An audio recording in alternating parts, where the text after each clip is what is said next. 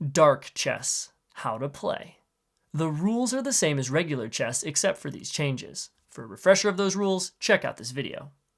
The object of the game is to capture your opponent's king.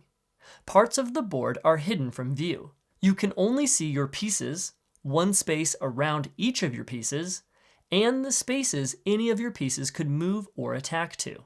At the top of the screen is the time you have remaining before you automatically lose the game. On the side of the screen is a list of the enemy pieces you've captured. You are allowed to castle through a threatened space.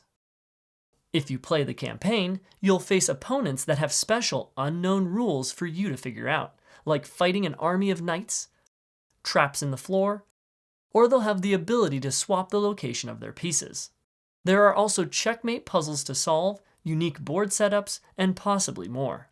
Click the Rules button in the top left to see the objective for the level you are playing. The mystery and challenge is yours to discover.